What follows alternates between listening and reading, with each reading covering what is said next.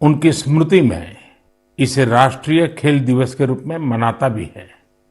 मैं सोच रहा था कि शायद इस समय मेजर ध्यानचंद जी की आत्मा जहां भी होगी बहुत ही प्रसन्नता का अनुभव करती होगी, क्योंकि दुनिया में भारत की हॉकी का डंका बजाने का काम ध्यानचंद जी की हॉकी ने किया था। और 4 दशक बाद, करीब करीब 41 साल के बाद, भारत के नौजवानों ने, बेटे और बेटियों ने हॉकी के अंदर फिर से एक बार जान भर दी। और कितने ही पदक क्यों न मिल जाए, लेकिन जब तक हॉकी में पदक नहीं मिलता, भारत का कोई भी नागरिक विजय का आनंद नहीं ले सकता है। और इस बार ओलंपिक में हॉकी का पदक मिला, 4 दशक के बाद मिला।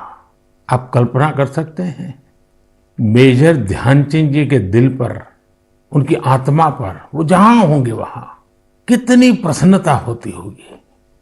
और ध्यानचंद जी का पूरा जीवन खेल को समर्पित था। और इसलिए आज जब हमें देश के नौजवानों में, हमारे बेटे बेटियों में खेल के प्रति जो आकर्षण नजर आ रहा है, माता पिता को भी बच्चे अगर खेल में आगे जा रहे हैं तो खुशी हो रही है। ये जो ललक दिख रही है ना, मैं समझता हूं यही मेजर ध्यानचंद जी को बहुत बड़ी श्रद्धांजलि है। साथियों, जब खेलकूद की बात होती है ना, तो स्वाभाविक है हमारे सामने पूरी युवा पीढ़ी नजर आती है। और जब युवा पीढ़ी की तरफ गौर से देखते हैं, कितना बड़ा बदलाव नजर आ रहा है। युवा का मन बदल चुका है। और आज का युवा मन घिसे पीटे पुराने तौर तरीकों से कुछ नया करना चाहता है, हट करके करना चाहता है।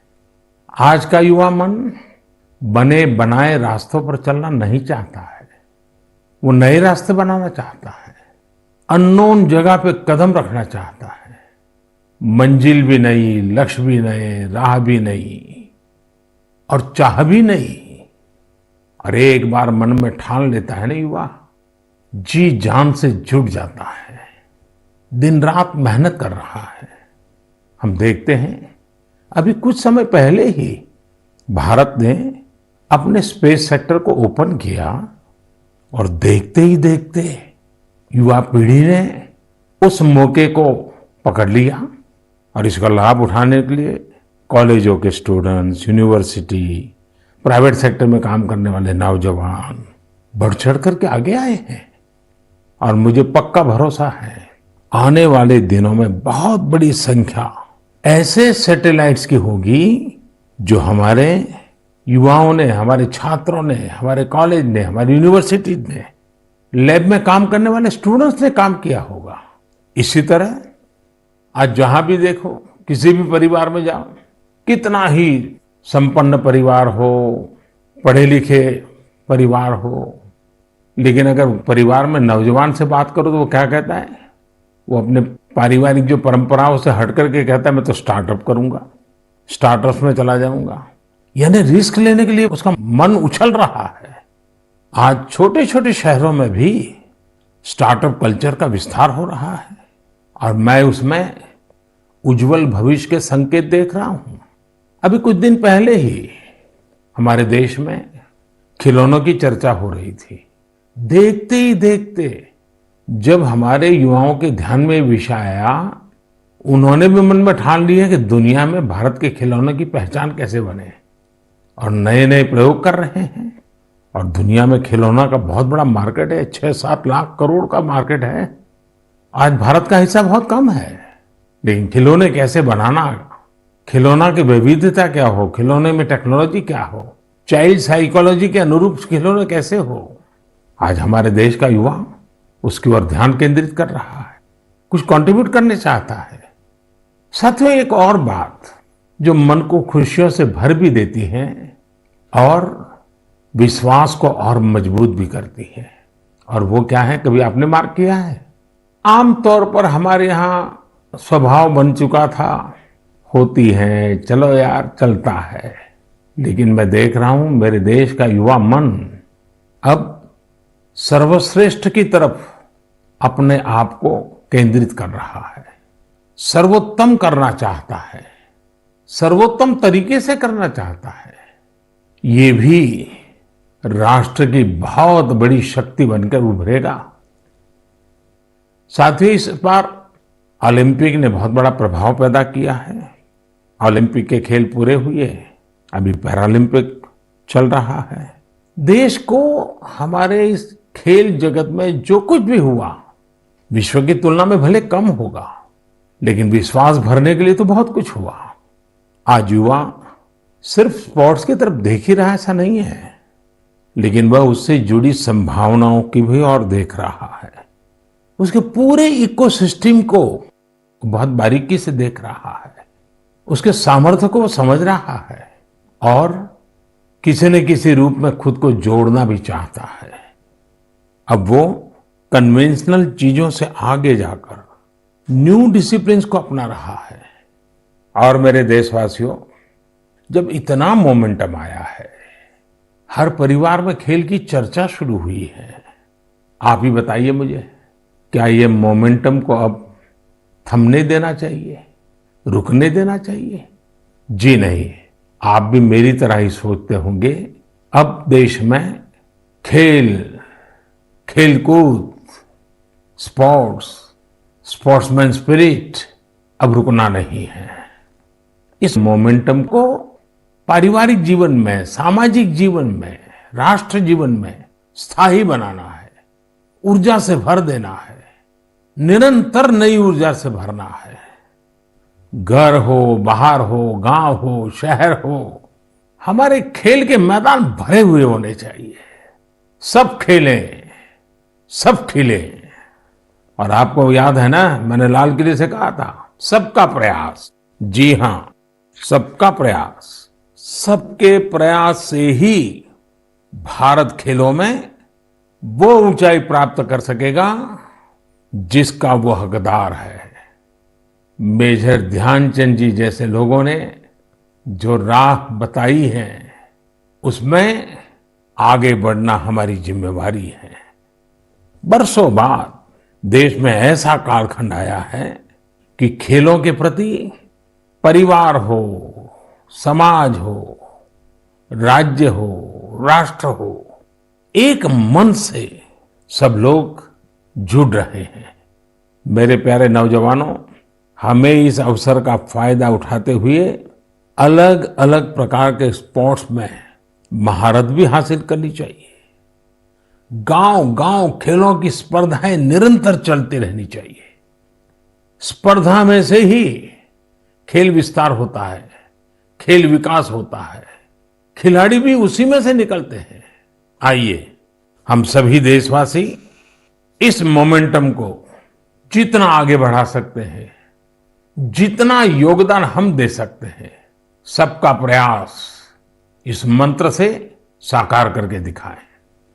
मेरे प्यारे देशवासियों, कल जन्माष्टमी का महापर्व भी है। जन्माष्टमी का यह पर्व यानी भगवान श्री कृष्ण के जन्म का पर्व। हम भगवान के सब स्वरूपों से परिचित हैं। नटखट कन्हैया से लेकर के विराट रूप धारण करने वाले कृष्ण तक, शास्त्र सामर्थ्य से लेकर के शस्त्र सामर्थ्य वाले कृष्ण तक, कला हो, सौंदर्य हो, माधुर्य हो, कहां कहां कृष्ण है। लेकिन ये बातें मैं इसलिए कर रहा हूं कि जन्माष्टमी से कुछ दिन पूर्व मैं एक ऐसे दिलचस्प अनुभव से गुजरा हूं, तो मेरा मन करता है मैं ये बातें आपसे करूं। आपको याद होगा, इस महीने की 20 तारीख को भगवान सोमनाथ मंदिर से जुड़े निर्माण कार्यों का लोकार्पण किया गया है। सोमनाथ मंदिर से 3-4 किलोमीटर दूरी पर ही भालका तीर्थ है। ये भालका तीर्थ वो है जहां भगवान श्री कृष्ण ने धरती पर अपनी अंतिम पल बिताई थी। एक प्रकार से इस लोक की उनकी लीलाओं का वहां समापन हुआ था। सोमनाथ ट्रस्ट द्वारा उस सारे क्षेत्र में विकास के बहुत सारे काम चल रहे हैं। मैं भालका तीर्थ और वहां हो रहे कार्य के बारे में सोच ही रहा था कि मेरी नजर एक सुंदर सी आर्ट बुक पर पड़ी। यह किताब मेरे आवास के बाहर कोई मेरे लिए छोड़कर गया था। इसमें भगवान श्री कृष्ण के अनेकों रूप, अनेकों भव्य तस्वीरें थी, बड़ी मोहक तस्वीरें थी और बड़ी मीनिंगफुल तस्वीरें थी। मैंने किताब के पन्ने पलटना शुरू किया तो मेरी जिज्ञासा जरा और बढ़ गई। जब मैंने इस किताब और इन सारे चित्रों को देखा और उस पर मेरे लिए एक संदेश लिखा तो वो जब पढ़ा तो मेरा मन कर गया कि उनसे मैं मिलूं। जो ये किताब मेरे घर के बाहर छोड़ के चले गए हैं, मुझे उनको मिलना चाहिए। तो मेरी ऑफिस ने उनका संपर्क किया, दूसरे ही दिन उनको मिलने के लिए बुलाया और मेरी जिज्ञासा इतनी थी आर्ट बुक को देख करके, श्री कृष्ण के अलग अलग रूपों को देख करके। इसी जिज्ञासा में मेरी मुलाकात हुई जदुरानी दासी जी से। वे अमेरिकन हैं, जन्म अमेरिका में हुआ, लालन पालन अमेरिका में हुआ। जदुरानी दासी जी इस्कॉन से जुड़ी है, हरे कृष्ण मूवमेंट से जुड़ी हुई है और उनकी एक बहुत बड़ी विशेषता है, भक्ति आर्ट्स में वो निपुण है। आप जानते हैं अभी 2 दिन बाद ही 1 सितंबर को इस्कॉन के संस्थापक श्रील प्रभुपाद स्वामी जी की 125वीं जयंती है। जदुरानी दासी जी इसी सिलसिले में भारत आई थी। मेरे सामने बड़ा सवाल ये था कि जिनका जन्म अमेरिका में हुआ, जो भारतीय भावों से इतना दूर रही, वो आखिर कैसे भगवान श्री कृष्ण के इतने मोहक चित्र बना लेती है। मेरी उनसे लंबी बात हुई थी, लेकिन मैं आपको उसका कुछ हिस्सा सुनाना चाहता हूं। Jadurani ji, Hare Krishna. I have read a little about bhakti art, but tell our listeners more about it. Your passion and interest towards it is great.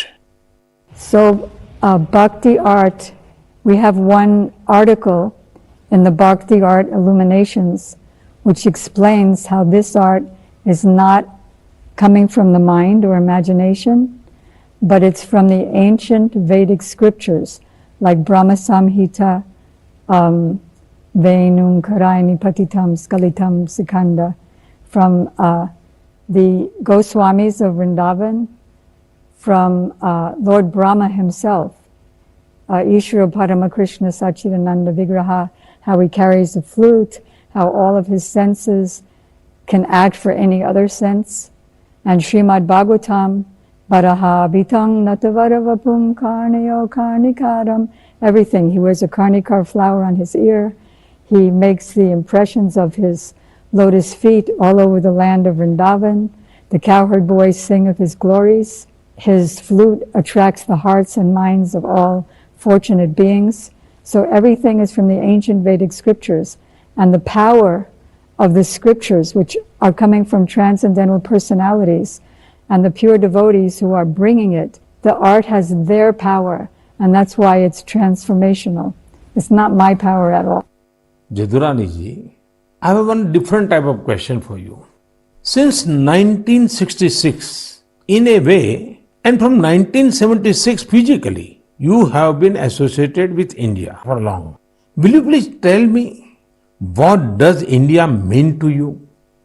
Prime Minister Ji, India means everything to me. I was mentioning, I think, to the Honorable President a few days ago that India has come up so much in technical advancement and following the West very well with Twitter and Instagram and iPhones and big buildings and so much facility.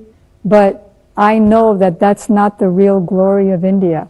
What makes India glorious is the fact that Krishna himself, the Avatari, appeared here. And all the avatars appeared here. Lord Shiva appeared here. Lord Ram appeared here. All the holy rivers are here. All the holy places of Vaishnava culture are here. And so India, especially Vrindavan, is the most important place in the universe. Vrindavan is the source of all the Vaikuntha planets, the source of Dwarka, the source of the whole material creation. So I love India. Thank you, Jadurani ji. Hare Krishna. साथियों, दुनिया के लोग जब आज भारतीय अध्यात्म और दर्शन के बारे में इतना कुछ सोचते हैं, तो हमारी भी जिम्मेदारी है कि हम अपनी इन महान परंपराओं को आगे लेकर जाएं। जो कालबाह्य है उसे छोड़ना ही है, लेकिन जो कालातीत है उसे आगे भी ले जाना है। हम अपने पर्व मनाएं, उसकी वैज्ञानिकता को समझें, उसके पीछे के अर्थ को समझें। इतना ही नहीं, हर पर्व में कोई न कोई संदेश है, कोई न कोई संस्कार है।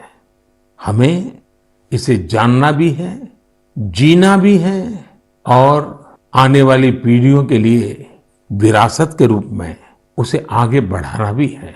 मैं एक बार फिर सभी देशवासियों को जन्माष्टमी की बहुत बहुत शुभकामनाएं देता हूं। मेरे प्यारे देशवासियों, इस कोरोना कालखंड में स्वच्छता के विषय में मुझे जितनी बातें करनी चाहिए थी, लगता है शायद उसमें कुछ कमी आ गई थी। मुझे भी लगता है कि स्वच्छता के अभियान को हमें रत्ती भर भी ओझल नहीं होने देना है। राष्ट्र निर्माण के लिए सबका प्रयास कैसे सबका विकास करता है, इसके उदाहरण हमें प्रेरणा भी देते हैं और कुछ करने के लिए एक नई ऊर्जा भर देते हैं, नया विश्वास भर देते हैं, हमारे संकल्प में जान फूंक देते हैं।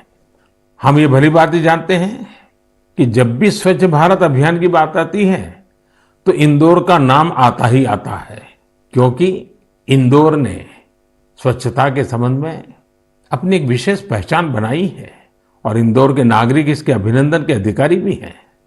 हमारा ये इंदौर कई वर्षों से स्वच्छ भारत रैंकिंग में पहले नंबर पर बना हुआ है। अब इंदौर के लोग स्वच्छ भारत के इस रैंकिंग से संतोष पाकर के बैठना नहीं चाहते हैं, वे आगे बढ़ना चाहते हैं, कुछ नया करना चाहते हैं। और उन्होंने क्या मन में ठान ली है, उन्होंने वाटर प्लस सिटी बनाए रखने के लिए जी जान से जुटे हुए हैं। वाटर प्लस सिटी यानी ऐसा शहर जहां बिना ट्रीटमेंट के कोई भी सीवेज किसी सार्वजनिक जल स्रोत में नहीं डाला जाता। यहाँ के नागरिकों ने खुद आगे आकर अपनी नालियों को सीवर लाइन से जोड़ा है, स्वच्छता अभियान भी चलाया है और इस वजह से सरस्वती और कान नदियों में गिरने वाला गंदा पानी भी काफी कम हुआ है और सुधार नजर आ रहा है। आज जब हमारा देश आजादी का अमृत महोत्सव मना रहा है तो हमें याद रखना है कि स्वच्छ भारत अभियान के संकल्प को हमें कभी भी मंद नहीं पड़ने देना है। हमारे देश में जितने ज्यादा शहर वाटर प्लस सिटी होंगे उतना ही स्वच्छता भी बढ़ेगी, हमारी नदियां भी साफ होगी और पानी बचाने की एक मानवीय जिम्मेवारी निभाने के संस्कार भी होंगे। साथियों, मेरे सामने एक उदाहरण बिहार के मधुबनी से आया है। मधुबनी में डॉक्टर राजेंद्र प्रसाद कृषि विश्वविद्यालय और वहां के स्थानीय कृषि विज्ञान केंद्र ने मिलकर के एक अच्छा प्रयास किया है। इसका लाभ किसानों को तो हो ही रहा है, इससे स्वच्छ भारत अभियान को भी नई ताकत मिल रही है। विश्वविद्यालय की इस पहल का नाम है सुखेत मॉडल। सुखेत मॉडल का मकसद है गांवों में प्रदूषण को कम करना।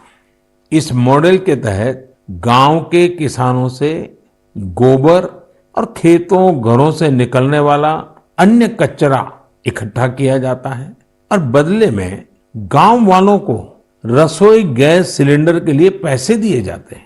जो कचरा गांव से एकत्रित होता है उसके निपटारे के लिए वर्मी कंपोस्ट बनाने का भी काम किया जा रहा है।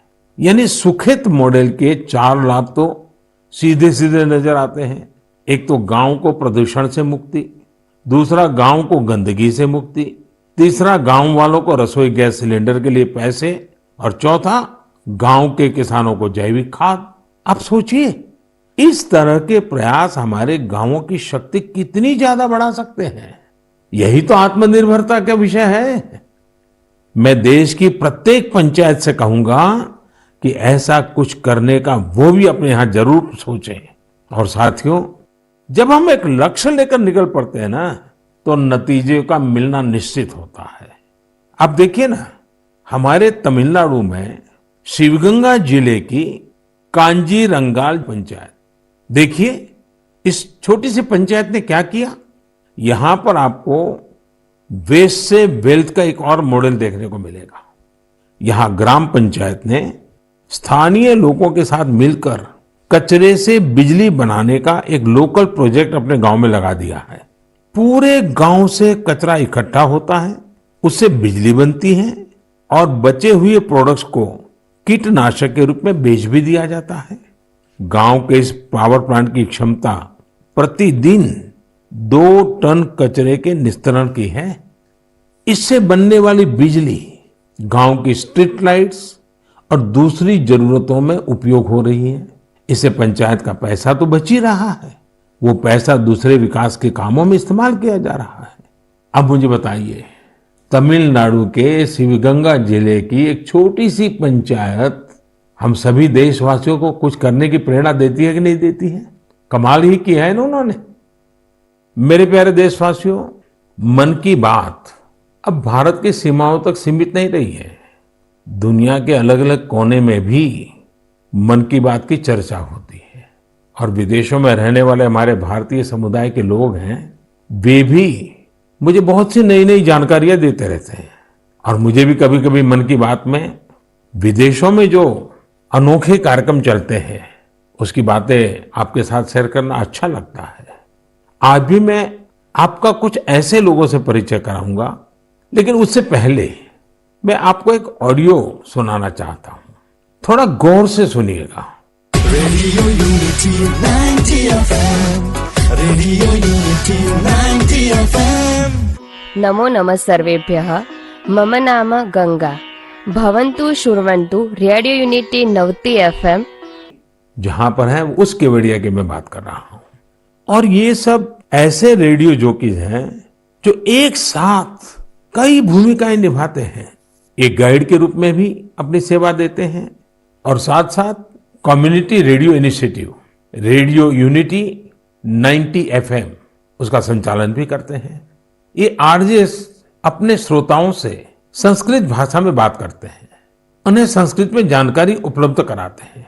साथियों, हमारे यहाँ संस्कृत के बारे में कहा गया है, अमृतम संस्कृतम मित्र सरसम सरलम वचः एकता मूलकम राष्ट्रे ज्ञान विज्ञान पोषकम। अर्थात हमारी संस्कृत भाषा सरस भी है, सरल भी है। संस्कृत अपने विचारों, अपने साहित्य के माध्यम से ये ज्ञान विज्ञान और राष्ट्र की एकता का भी पोषण करती है, उसे मजबूत करती है। संस्कृत साहित्य में मानवता और ज्ञान का ऐसा ही दिव्य दर्शन है जो किसी को भी आकर्षित कर सकता है। हाल ही में मुझे कई ऐसे लोगों के बारे में जानने को मिला जो विदेशों में संस्कृत पढ़ाने का प्रेरक कार्य कर रहे हैं। ऐसे एक व्यक्ति हैं श्रीमान रटगर कॉर्टेनहॉर्स्ट, जो आयरलैंड में संस्कृत के जाने माने विद्वान और शिक्षक हैं और वहां के बच्चों को संस्कृत पढ़ाते हैं।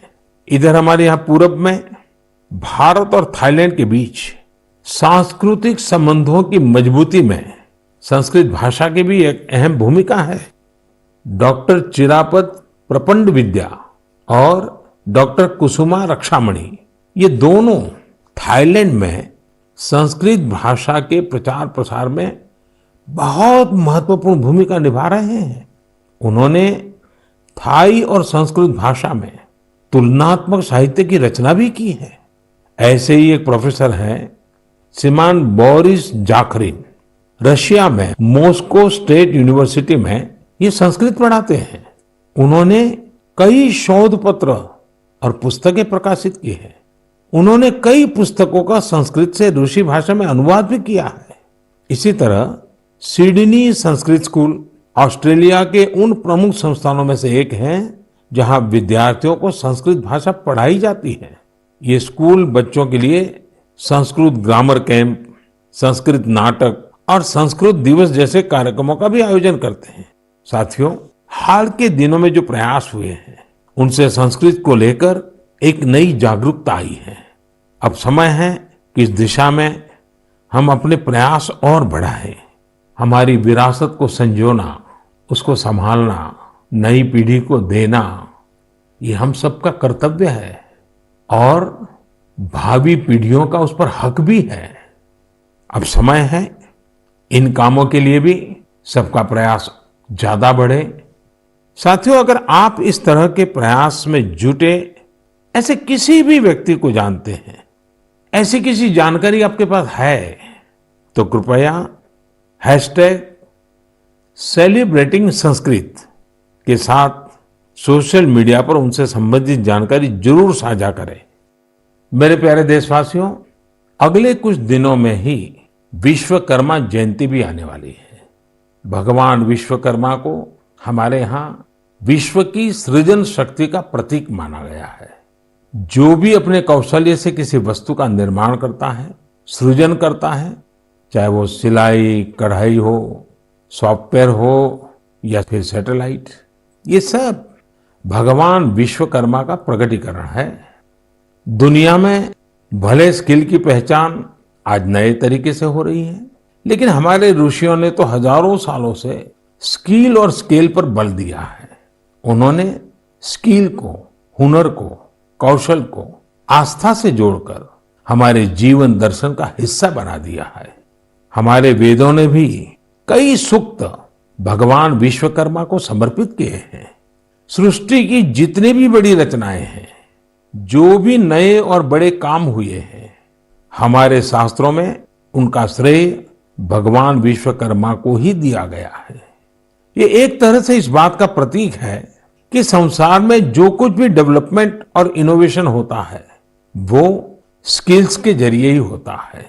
भगवान विश्वकर्मा की जयंती और उनकी पूजा के पीछे यही भाव है।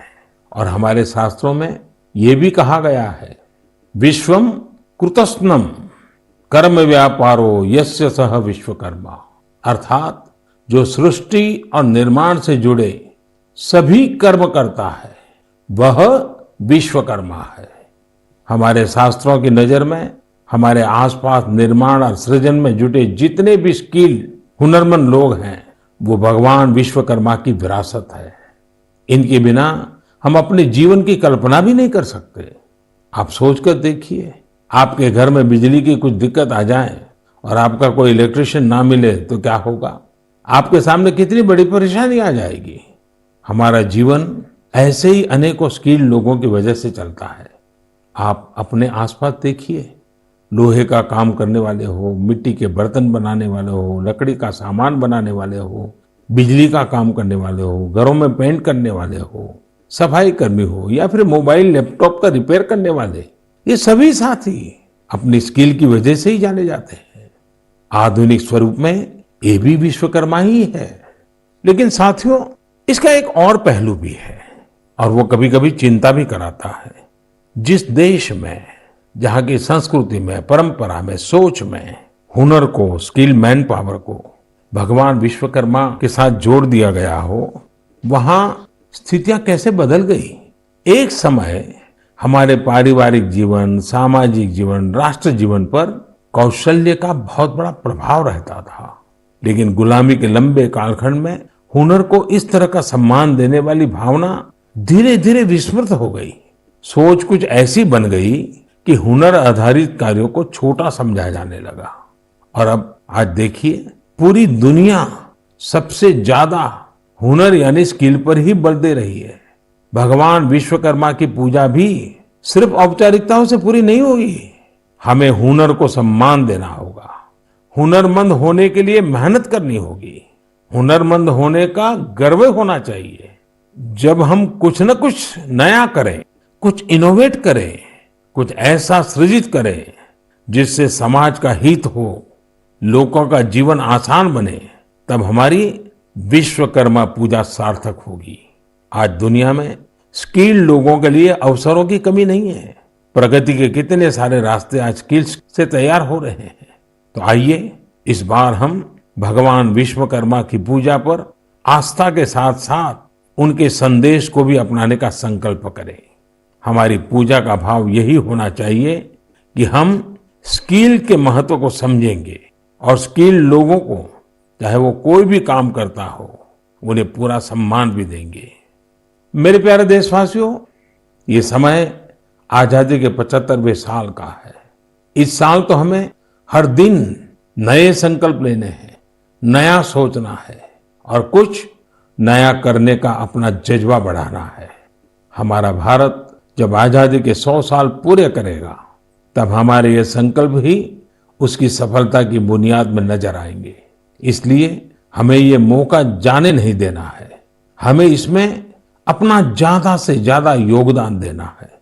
और इन प्रयासों के बीच हमें एक बात और याद रखनी है, दवाई भी कड़ाई भी। देश में 62 करोड़ से ज्यादा वैक्सीन की डोज दी जा चुकी है, लेकिन फिर भी हमें सावधानी रखनी है, सतर्कता रखनी है। और हाँ, हमेशा की तरह जब भी आप कुछ नया करें, नया सोचें, तो उसमें मुझे भी जरूर शामिल करिएगा। मुझे आपके पत्र और मैसेजेस का इंतजार रहेगा। इसी कामना के साथ आप सभी को आने वाले पर्वों की एक बार फिर ढेरों बधाइयां। बहुत बहुत धन्यवाद। नमस्कार।